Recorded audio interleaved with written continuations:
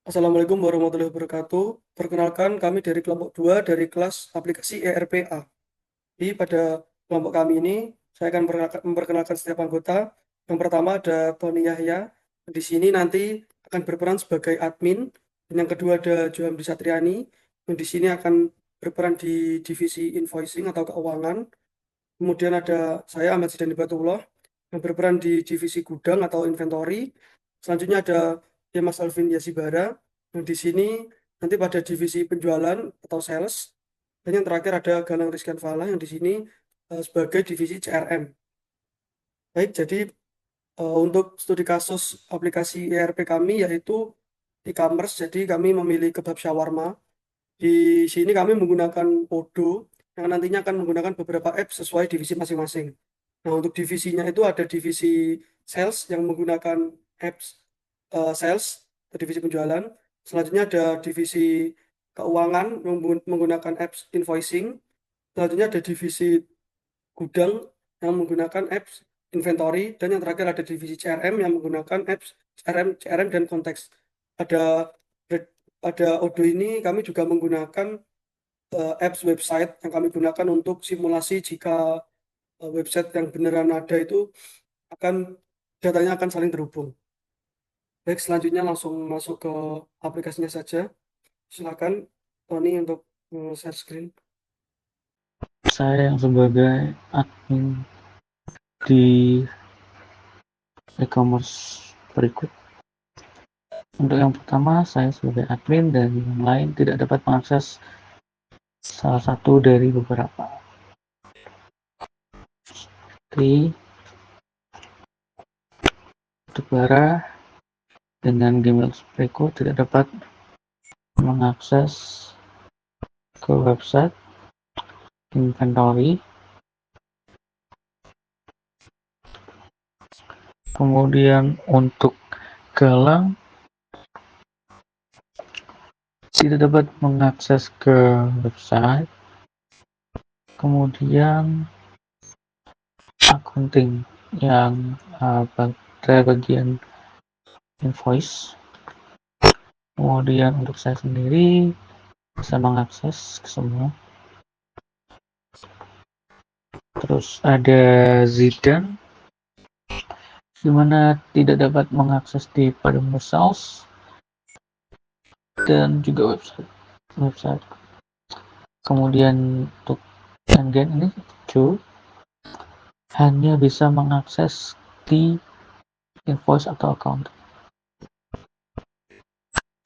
Oke, selanjutnya saya akan menjelaskan beberapa divisi. Yang pertama ada CRM. Di sini di CRM ini saya dapat mengakses ke sales, reporting, juga configuration. Kemudian ada di sales, ada order, invoice, product, reporting, dan juga configuration. Kemudian menuju ke invoice. Di invoice ini saya dapat ke dashboard, customer, vendors, reporting. Kemudian di inventory ada overview, operation, product, reporting. Oke, selanjutnya akan dilanjutkan oleh rekan saya. Selanjutnya dari sisi divisi sales, di sini saya dari divisi sales ini dashboardnya di sini cuma tertampil aplikasi ini saja untuk divisi sales. Terus habis itu ini adalah aplikasi yang saya gunakan untuk mengetahui penjualan dari barang-barang yang sudah terjual pada bulan ini. Dan ini my quotation ini keputusan saya ini yang dilayani oleh saya sendiri. Terus habis itu di sini ada yang lainnya juga.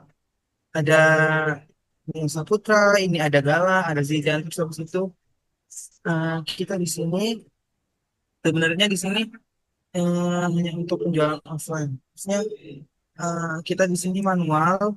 Ini untuk penjualan offline karena untuk penjualan online sendiri nanti akan otomatis masuk ke sistemnya ini. Ini hanya hanya untuk penjualan saja. Misalkan di sini kita customernya baru ya, namanya Uli. Klik Uli, terus habis itu di katalog di sini barang-barang apa saja yang dibeli sama Uli. Ini ada burger bun, ini ada bakso satu, ini silakan.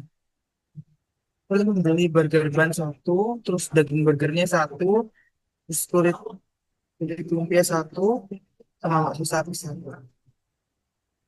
Kita bagi buat dashnya. Habis itu kalau misalkan oh Uli cuma segini dan habis itu ini ada kesempatannya teksnya berapa, pajaknya berapa, terus langsung ditambahkan pajak berapa. Terus kita confirm, terus habis itu create invoice, terus habis itu create draft. Sini sudah tertampil bahwa totalnya 123.800. Nah, di halaman sales ini ada juga orders. Quotation ini yang dilayani oleh saya sendiri. Terus habis itu di sini ada orders. Orders ini eh, sales orders ini penjualannya di bulan ini. Terus habis itu sales teams. Di sini ada timnya. Terus habis itu customers. Customernya ini tadi siapa aja. Terus habis itu di sini ada yang ditambahkan baru-baru ini ditambahkan juga. Terus habis itu order sudah untuk invoice. Order untuk invoice.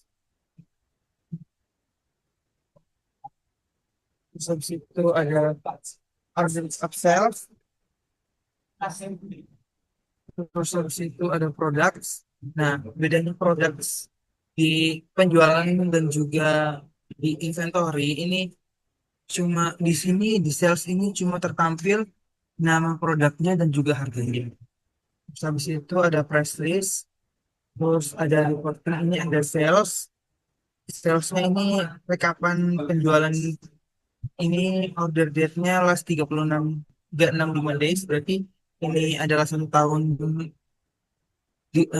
ini. Terus habis itu ada sales person ini ada sales personnya ini ada Rian Saputra, ada Bara, ada Galang ini udah beberapa gitu. Terus habis itu ini ada produk, produknya ini ada daging burger, terus ini ada daging kematian. Nah, di sini kan ada produk selanjutnya. Terus habis itu ada customer ini sudah beli berapa, di sini udah tertampil juga. Di sini saya sebagai admin dari invoicing atau keuangan, bagian keuangan dan pembukuan. Jadi saya bisa hanya mengakses bagian invoicing. Jadi ketika saya membuka modul invoicing, di sini akan muncul menu dashboard. Sebenarnya untuk dashboard ini apa namanya terhubung dari apa namanya bagian modul sales tadi. Jadi kita skip saja. Kita masuk ke bagian customer. Di sini customer ada bagian invoice. Nah, invoice ini itu isinya adalah semua list pembayaran yang dilakukan oleh customer. Di sini ada customer Justin. Di sini ada tanggalnya dari pembayarannya Justin, lalu apa namanya tanggal melakukannya, lalu ada di sini tax exclude itu maksudnya tanpa tax, tanpa apa namanya tanpa pajak. Lalu di sini ada status pembayarannya. Di sini untuk Justin tadi ada statusnya apa paid atau sudah terbayar. Lalu lanjut ke credit note. Untuk credit note ini belum ada soalnya credit note ini isinya itu eh, list-list dari kredit pembeli untuk pembeli yang melakukan apa namanya utang piutang. Lalu lanjut ke payment. Untuk payment sendiri ini adalah list dari pembayaran si customer. Jadi di sini ada misalnya, oh, maaf. Jadi di sini misalnya ada Justin, eh, dia melakukan pembayaran melalui bank dengan manual payment atau pembayaran manual dengan jumlah 150.000 dengan status paid atau terbayar. Lalu masuk ke produk. Di sini ada list produk yang eh, apa namanya terjual ke customer atau disediakan untuk customer untuk membeli. Lalu di sini ada customer. Di sini adalah list dari customer-customer yang melakukan pembelian di kebab shawarma. Lalu kita lanjut ke vendor. Untuk vendor ini, vendor sendiri itu adalah penjual. Jadi yang melakukan penjualan ke kebab shawarma, kita masuk ke bill atau tagihan. Di sini adalah list tagihan dari kebab shawarma ke penjual. Di sini misal ada eh, kebab shawarma melakukan restock si sapi untuk vendornya sendiri atau penjualnya ini bernama Toya. Lalu di sini ada jumlah uang yang harus dibayar, tapi tax exclude dengan status paid sudah terbayar. Lalu untuk refund, refund ini eh, semestinya untuk list pengembalian barang dari kebab shawarma, karena dari kebab shawarma sendiri belum melakukan refund, jadi tidak terdata di list refund. Lalu selanjutnya ke payment. Untuk payment sendiri ini eh, berisi list mengenai pembayaran kebab shawarma ke penjual. Di sini terdata untuk apa namanya dari penjual Toya, kita lakukan eh, pembayaran manual payment melalui bank dengan jumlah 330.000 dengan status paid. Lalu lanjut ke produk. Di sini adalah produk yang dijual oleh penjual tadi. Lalu untuk vendors ini data dari beberapa vendors yang melakukan penjualan di web shawarma. Lalu untuk reporting sendiri ada pertama partner ledger atau apa namanya pembukuan. Di sini untuk mengetahui apa namanya apakah keuangan kita itu apa namanya sudah seimbang atau surplus atau ada apa namanya kerugian. Lalu selanjutnya ada age receivable. Ini maksudnya age receivable ini piutang yang udah terlewat. Karena di sini dari klub shawarma sendiri tidak ada, jadi tidak terdata di sini. Lalu untuk age payable itu utang yang sudah terlewat. Di sini ada dari Deco Edik sebesar 2.050.000. Lalu untuk selanjutnya eh, untuk invoice analyst ini sudah apa namanya tertampil di modul sales tadi. Ini adalah data apa namanya data keuangan selama 1 tahun. Di sini tertulis Juni 2025. Lalu untuk audit trail ini untuk apa namanya pendataan audit. Jadi misal ada dari pengguna dari admin lain, misal Zidan itu sudah melakukan apa hari ini, itu terdata di audit trail. Baik, selanjutnya di sini ada saya Zidan sebagai divisi gudang. Di sini apps yang kami gunakan adalah inventory. Karena role saya di sini adalah inventory, saya di tampilan dashboardnya tidak menampilkan sales dan juga invoicing sama CRM. Selanjutnya masuk ke apps-nya. Nah, di sini tuh ada overview dari inventory, itu ada receipt yang di sini bisa kita open, kita bisa melihat yang ready ini belum ada, kemudian ada dari kebab shawarmanya sendiri.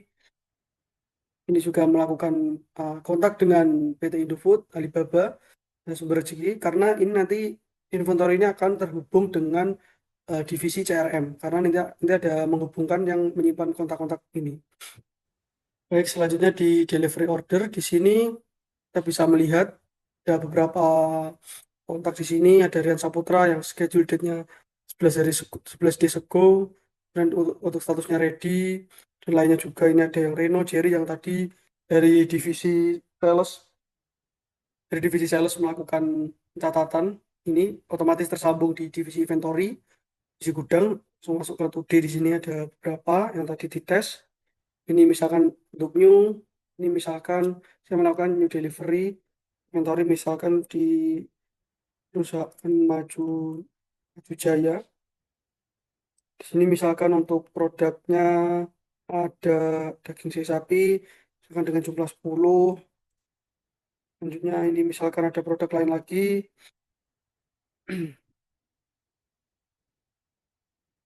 Misalkan ada kulit sambosa dengan jumlah 25. Akan untuk schedule date-nya juga bisa kita ubah sekarang menjadi tanggal 30. Lalu di sini melakukan validate. Nah, ini data ini akan disimpan. Selanjutnya untuk bagian navbar di sini ada untuk operation, ada bagian transfer, ada receive dan deliver yang tadi seperti bagian tadi. Ini seperti tadi bagian di awal-awal. Nah, ini sudah masuk tadi untuk yang Alibaba, untuk Don. Satu ada Maju Jaya, ini sudah Don juga. Data yang sudah saya tambahkan. Selanjutnya untuk bagian physical inventory, di sini bisa melihat produk-produk. Nah, ini jadi masuk ke produk dulu. Ini adalah produk-produk yang telah kami buat. Ada bakso sapi dengan harga 30.000 dan stoknya ada 380 unit. Nah, yang membedakan divisi inventory dengan divisi sales tadi dan juga invoicing, di sales dan invoicing itu hanya menampilkan harga, sedangkan di sini ada on hand-nya atau stoknya. Di sini saya juga bisa melakukan pengeditan, misalkan ada pengurangan. Sebenarnya ini otomatis berkurang jika ada pembelian, tapi di sini saya akan coba, misalkan saya ubah menjadi 370 dan saya simpan. Di bagian produk di sini juga akan berubah. Bakso sapi ada 370 unit. Jika saya ingin membuat produk baru juga bisa melakukan new, misalkan ada produk eh, bakso ikan. Lalu di sini juga ada menambahkan gambar. Ini bisa ambil dari dokumen. Selanjutnya di sini ada stoknya. Ini misalkan stoknya ada 50. Nah, ini untuk harganya. Harga jualnya misalkan kita buat 30.000. Kemudian untuk cost-nya ini untuk pembelian kita atau modal kita misalkan ada 20.000. Nah, di sini langsung kita save saja. Ya, nanti di sini akan tertambah bagian produk. Sudah tertambah bakso ikan. Ini karena gambarnya tadi tidak saya tambahkan. Ada bakso ikan dengan harga 30.000 ada 50. Ada 50 stok. Selanjutnya kembali lagi ke operation. Nah, bagian operation tadi, bagian physical inventory ini berkaitan dengan bagian produk. Jadi di sini bisa melihat dalam bentuk list. Juga ada yang schedule-nya juga. Ada bakso ikan dengan jumlah 50, bakso tape 370, kurang lebih seperti itu. Lanjut ke replacement ini. Ini karena belum ada data juga. Selanjutnya untuk ke reporting ini kurang lebih juga sama. Ini menampilkan stok dari barang-barang dengan misalkan bakso ikan dengan modal unit costnya 20.000. Nanti karena tadi jumlahnya ada 50, jadi ada sekitar 1 juta. Ini kurang lebih yang lainnya juga sama. Nah, ini sebagai contoh lain seperti ada bakso sapi. Di sini stoknya adalah 370. Nah, untuk free to use ini 359 karena sudah 11 kali dipesan. Jadi ketika ada user memesan otomatis di divisi gudang pada apps inventory ini akan otomatis berkurang. Jadi bisa terhubung satu sama lain. Ini yang lainnya juga sama kurang lebih seperti itu. Jadinya untuk reporting di sini juga ada location. Di sini juga ada reporting untuk movie story. Dan di sini juga ada reporting untuk analisis seperti ini. Selanjutnya ada reporting untuk valuation, kurang lebih juga seperti ini. Selanjutnya ada untuk performance. Ini juga sama dari sales dan juga invoicing juga terdapat bagian ini. Kurang lebih untuk divisi gudang pada apps atau modul inventory cukup sekian. Dilanjutkan untuk divisi CRM. Baik, untuk berikutnya, saya Galang sebagai admin divisi CRM. Pada divisi CRM ini, tampilan utama dari Odoo-nya khusus menampilkan apps kontak dan CRM. Pertama-tama saya akan menjelaskan terkait apps kontak pada divisi admin CRM. Di halaman overview pada kontak terdapat data kontak yang sudah melakukan transaksi terhadap perusahaan kita dan kontak yang ingin merencanakan transaksi kepada perusahaan kita. Di sini ada kolom nama, email, nomor telepon. Untuk activities ini eh, digunakan ketika si admin CRM ingin melakukan penjadwalan eh, beberapa aktivitas seperti akan mengirimkan pesan kepada kontak yang dipilih atau melakukan pertemuan dan mengirimkan beberapa dokumen. Lalu untuk country ini negaranya, dan untuk kolom yang paling kanan di sini ada ikon bintang. Tandanya kontak Ahmad dengan nama Ahmad ini sudah pernah dimasukkan ke dalam data CRM oleh admin divisi CRM. Lalu untuk ikon dengan angka 2, ikon dolar dengan angka 2, ini berarti tandanya kontak dengan nama Ahmad sudah melakukan transaksi pembelian sebanyak 2 kali. Ya. Baik, selanjutnya ketika kita klik kontak, kita bisa melihat detail dari kontak yang kita pilih. Di sini ada alamat yang tertera dan lain-lain. Kita juga bisa mengisi job position, NPWP, website jika memiliki website. Lalu teks ini digunakan untuk pengkhususan kontak pada apps kontak. Jadi ketika admin eh, ingin mencari beberapa kontak dengan tag tertentu itu lebih mudah. Lalu yang selanjutnya kita akan menuju ke halaman konfigurasi. Di sini ada konfigurasi kontak teks. Di sini kita bisa menambahkan ya, semisal ada pengkhususan teks pada beberapa kontak yang akan kita pilih, semisal ini tag VIP ya. Nah, kita save. Nah, ini nanti datanya akan muncul, maaf, data teks ini akan muncul saat kita ingin mengedit identitas dari kontak yang kita pilih. Oke, yang selanjutnya kita kembali ke menu konfigurasi. Di sini setelah kita membahas konfigurasi kontak teks, kita akan menuju ke kontak industri. Di sini akan terdapat data-data jenis-jenis industri yang bisa kita tambahkan ke dalam identitas kontak. Ya, berikutnya konfigurasi mengenai country. Nah, terdapat data-data negara. Data-data ini akan tampil ke dalam drop-down ketika kita menambahkan kontak baru. Ada di text field country. Seperti ini. Selanjutnya ada konfigurasi fetch state. Ini juga hampir sama seperti configuration countries, dan ini country group juga hampir sama fungsinya. Lalu untuk bank, ini datanya digunakan sebagai mungkin bisa menyimpan nomor rekening dari kontak-kontak yang ada di dalam apps kontak kami. Begitu juga bank account. Oke, mungkin cukup untuk apps kontaknya. Kita langsung lanjut ke pembahasan mengenai apps CRM. Apps CRM ini berfungsi untuk mengelola interaksi antara perusahaan dengan calon pelanggan maupun pelanggan yang sudah ada. Jadi pada halaman utama apps CRM terdapat halaman yang namanya pipeline untuk prospek. Di sini ada kolom untuk new, qualified, proposition, dan won. Ini dibedakan berdasarkan status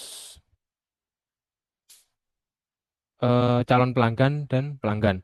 Misal pada kolom new ini adalah eh, catatan CRM calon pelanggan. Jadi pelanggan yang sudah merencanakan transaksi kepada perusahaan kami. Lalu untuk kolom qualified ini eh, adalah data pelanggan yang benar-benar akan ditindaklanjuti untuk transaksinya. Lalu untuk proposition ini sudah melakukan tindak lanjut. Jadi proposal-proposal transaksi sudah dikirimkan ke perusahaan. Artinya proses transaksi sudah terjadi. Lalu untuk kolom bound ini adalah eh, data yang pelanggan yang sudah melakukan transaksi. Dari keempat kolom ini, misal di sini kalau pada kolom new ada data Ahmad Opportunity. Di sini tertera beberapa identitas dan probability-nya. Kita kembali ke pipeline-nya. Nah, jika Ahmad ini sudah melakukan transaksi atau sudah melakukan interaksi kepada perusahaan bahwa eh, saya benar-benar akan melakukan transaksi kepada produk Anda, ini datanya bisa dipindahkan ke kolom sebelahnya, ke kolom qualified. Jika sudah melakukan transaksi, bisa dipindah ke proposition, lalu bisa dipindah ke one yang terakhir. Lalu untuk icon jam pada tiap-tiap data yang ada di CRM ini bisa kita rubah sesuai penjadwalan aktivitas selanjutnya. Semisal kita dengan pelanggan bernama Bara yang termasuk calon pelanggan, kita akan menjadwalkan aktivitas untuk bertemu, kita bisa menambahkan meet ini, lalu kita klik schedule. Nah, kita bisa pilih tanggalnya. Seperti itu. Nah, maka ikonnya udah berubah menjadi ikon untuk meet. Artinya eh, admin memiliki jadwal dengan calon pelanggan Bara untuk melakukan diskusi terkait transaksi akan dilakukan. Lanjut, di sini untuk tampilan CRM memiliki beberapa pilihan tampilan berdasarkan list. Di sini akan muncul beberapa kolom seperti kontak, name, email, salesperson, ini eh, admin yang melayani. Lalu expected revenge ini adalah eh, peluang dari calon pelanggan kita. Lalu di sini email dan SMS sama seperti penjadwalan aktivitas yang tadi. Di sini akan menampilkan data CRM berdasarkan tanggal. Nah, di sini penampilan data CRM berdasarkan grafik. Ini berdasarkan alamat calon pelanggan dan ini berdasarkan penjadwalan aktivitas yang sudah dilakukan sebelumnya.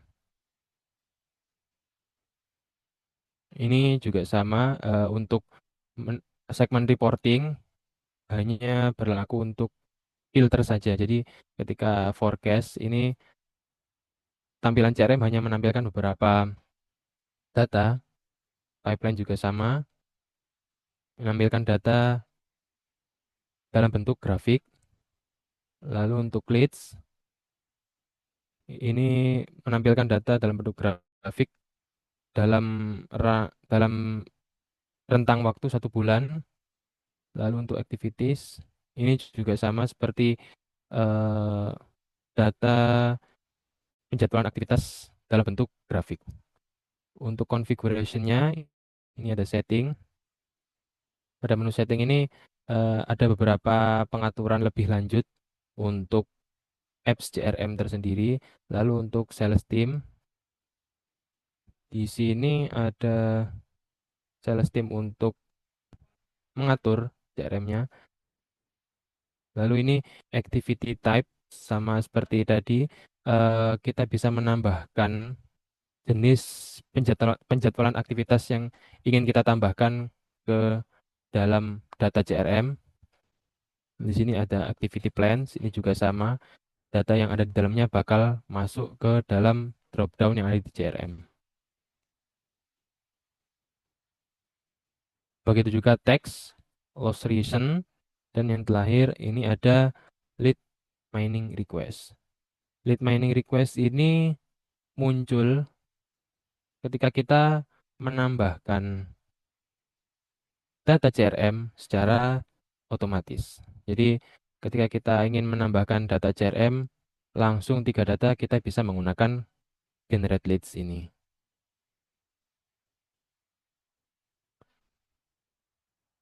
Baik, untuk penjelasan terkait admin divisi CRM selesai, bisa kita lanjut ke sesi berikutnya, yaitu penjelasan mengenai website. Oke, kali ini saya akan menjelaskan di bagian website, di mana untuk di website sendiri ini di home dulu terlebih dahulu ada contoh-contoh dari yang kami jual di kebab shawarma, kemudian ada di shop ini ketika saya ingin memilih maka bisa dapat ditampilkan di source. Seperti saya ingin beli daging kebab ya,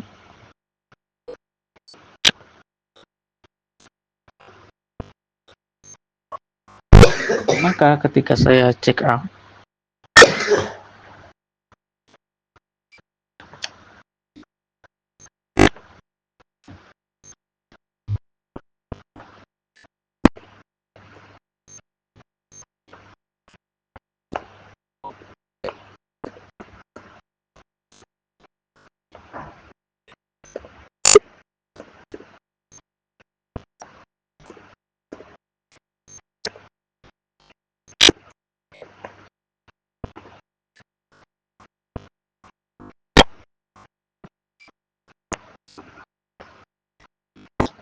ketika saya check out maka akan tertampil sebagai berikut.